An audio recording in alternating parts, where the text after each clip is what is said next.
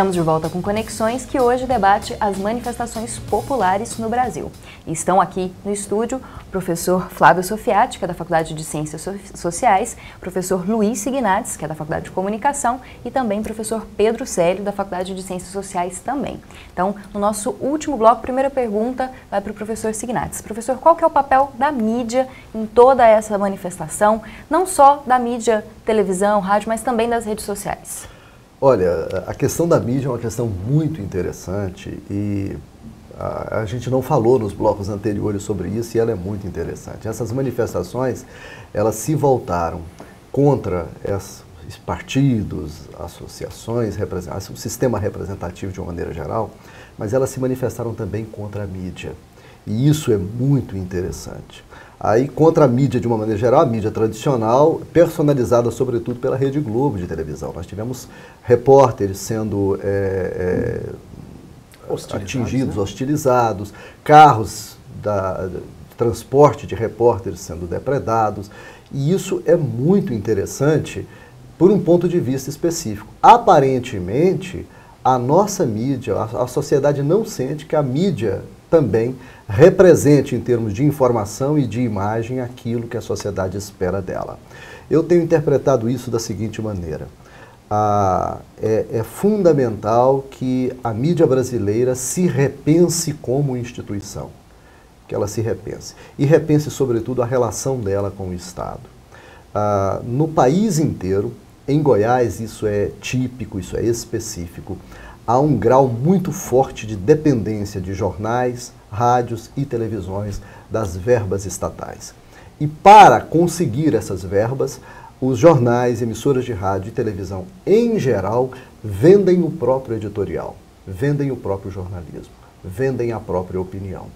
Esse modelo, aparentemente, está completamente fracassado depois dessas manifestações. A sociedade muito informada a partir da internet, que modificou a lógica de acesso à informação. Antes da internet nós tínhamos uma lógica assim, aquilo que não saísse na televisão ou não aparecesse nas manchetes dos jornais no dia seguinte, não aconteceu. A gente sabia das coisas a partir da mídia. Hoje em dia, a mídia sabe das coisas a partir da internet. A televisão sai correndo atrás da internet para saber o que informar, o que noticiar. O Barack Obama e o Marconi Perillo lançaram as suas candidaturas, o Barack Obama à presidência dos Estados Unidos e o Marconi Perillo ao governo do Estado, no Twitter. E depois que eles fizeram isso, a imprensa, a mídia correu atrás para fazer as entrevistas, para repercutir, para anunciar aquilo que já estava posto. Então a internet é hoje o grande repositório da informação e a própria fonte, não os profissionais de comunicação, mas a própria fonte é que está fazendo a manchete, é que está dando o furo. De forma que isso modificou a lógica. E como a internet é altamente interativa, ela cria possibilidades de interação que não existem na mídia tradicional, essa mídia está correndo atrás de uma lógica que não pertence mais a ela. De forma que essa falta de representatividade das instituições de mídia e o modelo de negócio da mídia tradicional está fracassando e esses movimentos são muito claros nesse sentido. Os empresários de mídia, as organizações de mídia têm que repensar o seu modo de ser. A internet veio aparentemente para ficar e ocupa um lugar exponencial no modo de organização desse movimento. As instituições partidárias, o Estado, as organizações sociais de uma maneira geral, os sindicatos, têm que se adequar a essa lógica nova. Isso significa o quê? Significa que a mídia não é mais um instrumento para ser usado para divulgar as nossas pautas. A mídia é um espaço de debate. A mídia ela amplia a esfera pública. Ela não funda uma nova esfera pública, não, mas ela amplia as condições da esfera pública política brasileira. O lugar onde a informação e o debate passa a acontecer é na internet, numa cultura que intermedia com as mídias tradicionais e que se enovela de maneira complexa com elas. De forma que as instituições que queiram surfar na onda desses movimentos ou fazer valer, aproveitando essa movimentação popular e esse novo modo de ser, fazer valer a sua pauta de reivindicações, ela tem que estabelecer sistemas comunicacionais de diálogo com instâncias que a ultrapassam, utilizando essas redes sociais e se adaptar a esse novo momento que é muito interessante. A forma tradicional de fazer política e a forma tradicional de fazer jornalismo, de fazer comunicação, está degradando cada vez mais e precisa achar um novo modo de ser em face dessa nova configuração que aponte para o futuro. Para finalizar o nosso debate, queria saber a opinião, primeiro do senhor, professor, a respeito dessa proposta de reforma política e também do referendo que deve acontecer. Como que o senhor vê o futuro agora, depois que essas manifestações tomaram as ruas? O que vai acontecer agora? Pois é, se a reforma política for conduzida pelo governo, provavelmente não vai dar em nada, porque pela pauta que eu vejo hoje, a partir da presidenta Dilma, é mais uma perspectiva de tentar colocar panos quentes, né, de uma manifestação popular que é legítima, do que de fato ir profundamente naquilo que é fundamental de ser transformado hoje no Estado brasileiro com relação à democracia representativa. O fundamental é que as pessoas, né, nas ruas, continuem nas ruas reivindicando, né, as suas bandeiras, né, as suas pautas e exigindo que de fato a gente estabeleça uma reforma política onde a gente transforme radicalmente o sistema representativo hoje brasileiro. Nós temos que discutir, por exemplo, o Senado, né? Se a gente for ver do ponto de vista dos vários recortes de diferença social no Brasil, do ponto de vista de classe social, do ponto de vista de gênero e do ponto de vista étnico, e você for olhar a configuração hoje de quem são os 81 senadores, fica evidente que as classes menos favorecidas, as mulheres e os negros, são pouquíssimamente representados no Senado, né? O próprio Congresso, os 513 deputados, essa configuração também se estabelece. Uma diferenciação, né, com relação ao Senado, mas também na lógica de que nós temos hoje um governo que representa uma classe social determinada e específica. E isso fica muito evidente quando o Estado, seja ele federal ou municipal, ou até mesmo estadual, coloca a polícia na rua para, ao invés de pensar a questão da defesa da vida, né, leva em consideração a defesa da propriedade privada.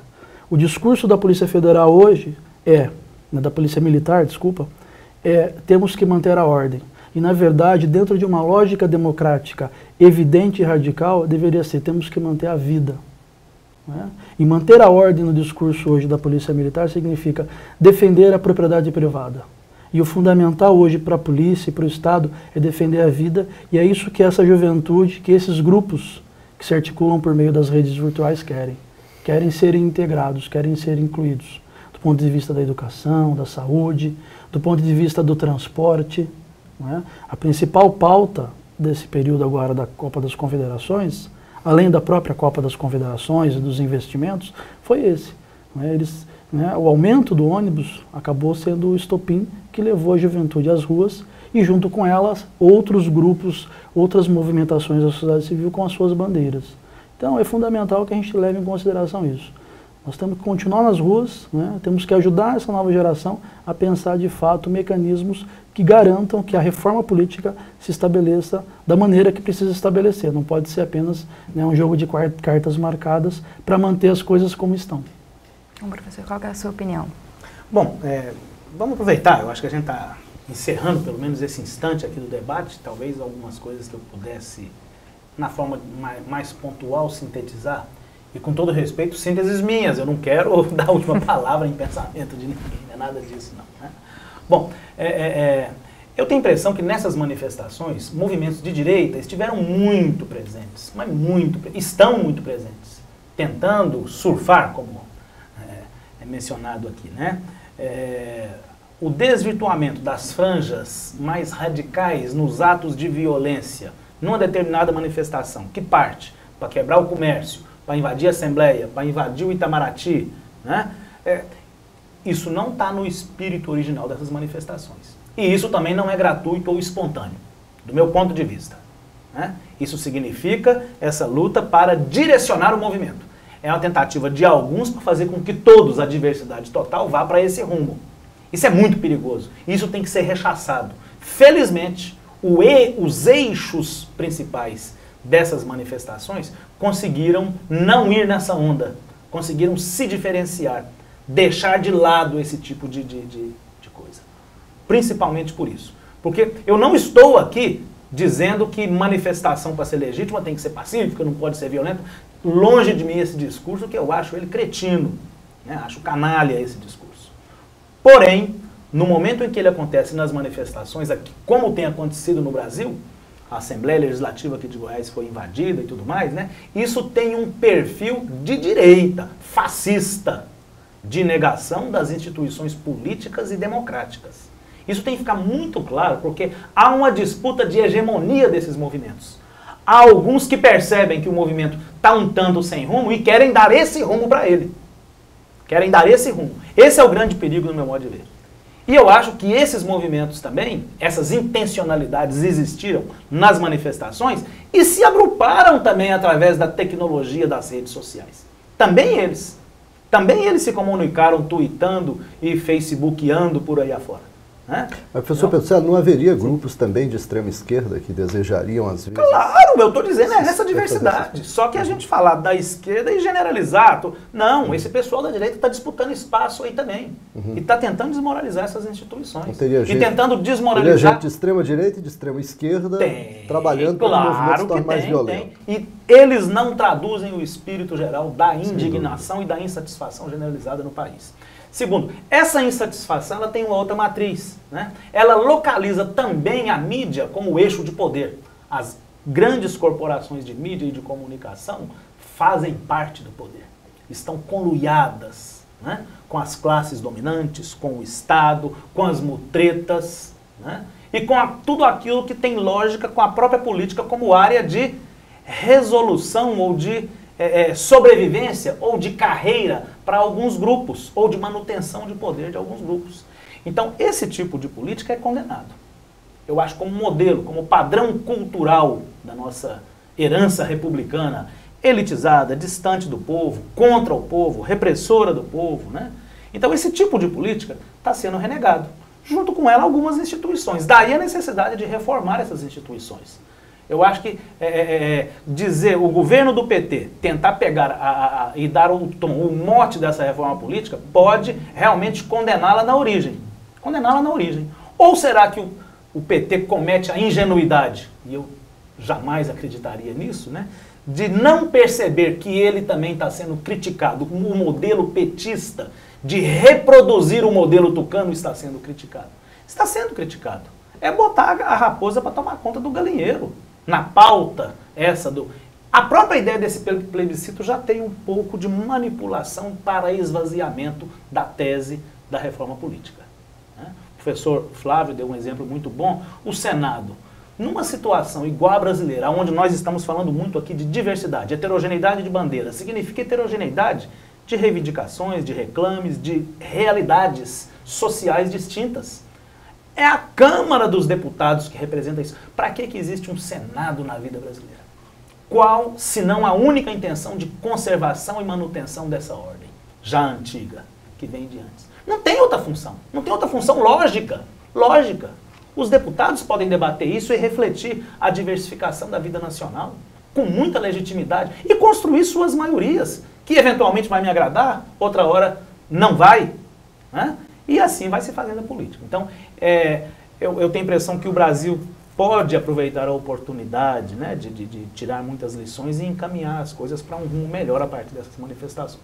Bom, infelizmente nosso tempo está no final, mas eu queria agradecer muito a presença do professor Pedro Célio, a presença do professor Luiz Ignazio e também do professor Flávio Sofiati. Muito obrigado por estar aqui e a gente com certeza vai continuar debatendo esse tema outras vezes. Obrigado. Ok, obrigado. Bom, o Conexões de hoje chega ao fim. Esse programa é produzido em parceria com o Laboratório de Produções Audiovisuais Integradas da Faculdade de Comunicação e Biblioteconomia da UFG e também com a Assessoria de Comunicação da Universidade Federal de Goiás. Você pode assistir a todos os programas que já foram produzidos no blog do Conexões e também participar mandando pautas, perguntas ou até mesmo matérias prontas para o site, para o e-mail do Conexões ou então para as redes sociais. Eu te espero no próximo sábado, às 3h30 da tarde. Os horários alternativos são no domingo, às 9 horas da noite e na segunda-feira, às 8h15. Uma ótima semana!